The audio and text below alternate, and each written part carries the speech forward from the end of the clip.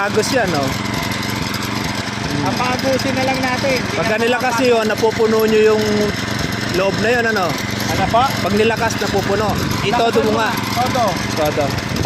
Para makita natin yung kung na kayang supplyan ng tubig. Todo. O yan, o. Maagos yan. Ayan, todo. Ayan, malakas yan.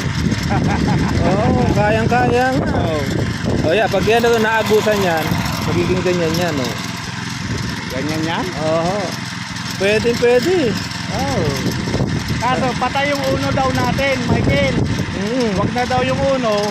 Yan na lang yung i-connect Ayan, natin. puro connecta yan. Puro paagos sa ganun yun. Oo. Hindi ko nga alam paano yung sinasabi niya. Isang tudling yan. Bawa.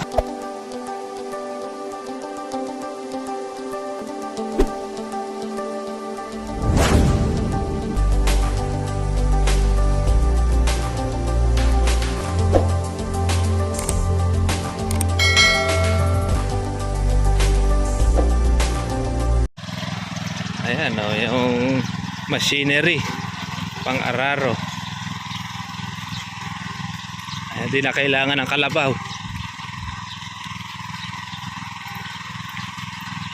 Ayan, magandang panggamit siya pag magugulay.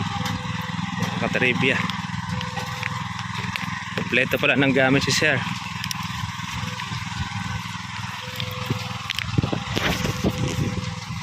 Shoutout natin mga katribya po, yung mga taga Laguna dahil sa Barangay Felix,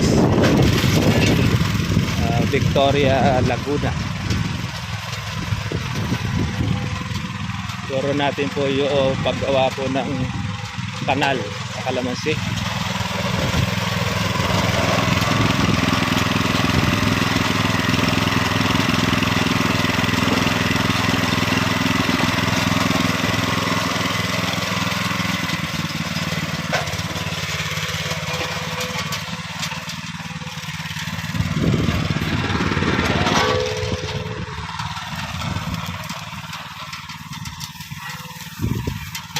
Dito po kuya.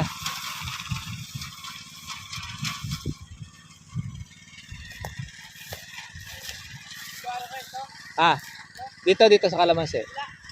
Dito lang.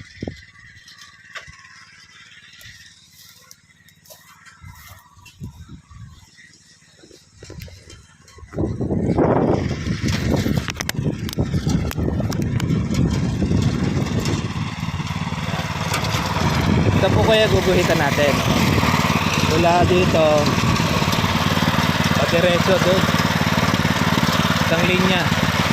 Nasa kabila, ganun din. Isang linya rin yun.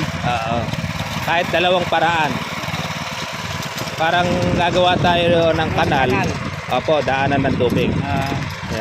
Kaya puro pag ganun lang yan para diretsong ganun siya. Ayan, maganda tayo pang kanya. Kahit di na kailangan ng kalabaw eh.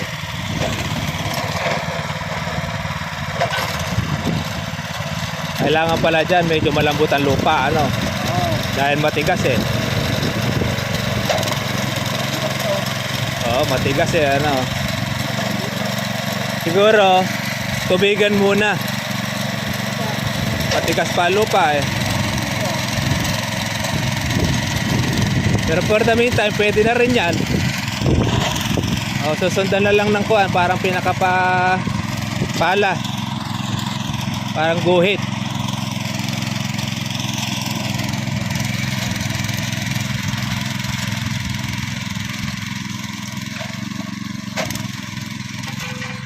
Oops.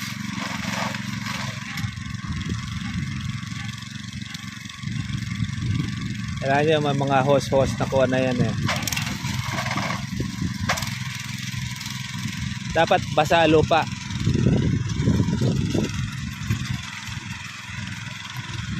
Yan. Yan po yung paglalagay natin ng kanal.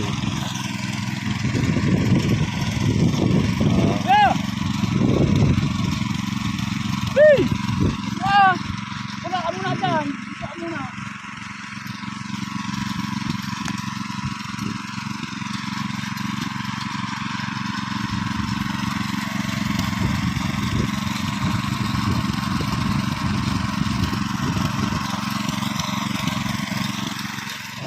Pinaguhitan po natin. Kaya madali na po tayo gagawa po ng pinakakanal po ng tubig. Dahil submersible pala yung gamit nila sa pagpapatubig. Kaya malaking tulong yan. Bali kuya, sa kabila ganun din. Sa pinakaguhit niya. Apo, padiretso. Diretso nyo lang po yan. Tapos, balik po kayo ulit dito. Dito rin. Yan. Dito din ang kuha niya. Para kabilaan.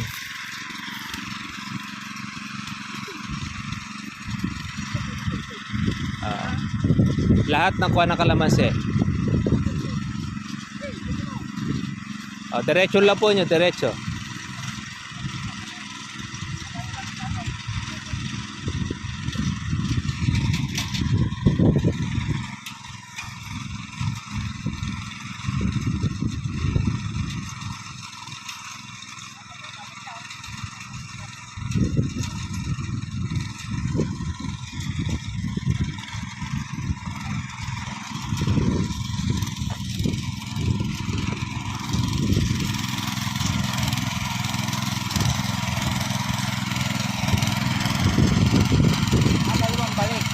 Opo, sa kabila doon, ganun din. Dapat yan, mabasa-basa dapat yan. Oo, kailangan basa dyan para medyo makuha yung lupa.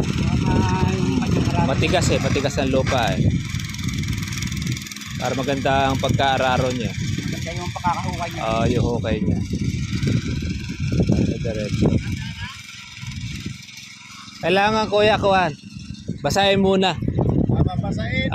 Para medyo makuha yung lupa. Pero pwede na rin. Yung ganyan siya, saka siya ngayon tubigan. Pag nabasa na, gagawin po natin dito. Pwede na po na itong palahin. May pala rin sila, di ba? Oo. Palahin na para magawa ng linya to. Kailangan kasi ito palalalimin natin. Itong linya po ng kalamansi. Oo. Para nun, mabilis ang pagkapatubig nyo. Patigas lang po yung lupa. Ano? Bagaya, pinakaguhit yan. Masarap pag may makina eh. Opo, mabilis. Pagka sa makina yan. Ganyan-ganyan lang yan. Parang naglalaro-laro lang. Kaya nga eh. Lalo nung nakasakay. Ay, oo. Mas kuwang po yan.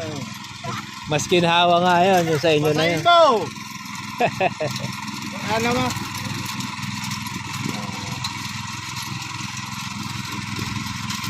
May pala sila. Mapakuha nyo po yung pala para maituro yung kuwan. Michael, pakikuha mo yung pala. Pala. Yan. Mark lang yan, Mark. Ayan Aagos yan Apagusin na lang natin. Pagka nilakas yun, napupuno nyo yung loob na yun, ano? Ano pa? Pag nilakas, napupuno. Itodo mo nga. Todo. Para makita natin yung kuwan na kayang supplyan ng tubig. Todo. Ayan maagos yan. Todo. Ayan malakas yan. Kayang-kaya nga. Yeah, pag yan naagusan yan, magiging ganyan yan. Ganyan yan? Pwede. Kaso, patay yung uno daw natin, Michael. Wag na daw yung uno. Yan na lang i-connect Ayan, natin. puro connecta yan. Puro paagos sa ganun yun. Hindi ko nga alam paano yung sinasabi niya. Isang tudling yan. Bawa, eto, nagawa na yan. Paano nga po kami aabot sa dulo? Dugtong po ng hose. Dugsong-dugso. Dugsong-dugtong po yan.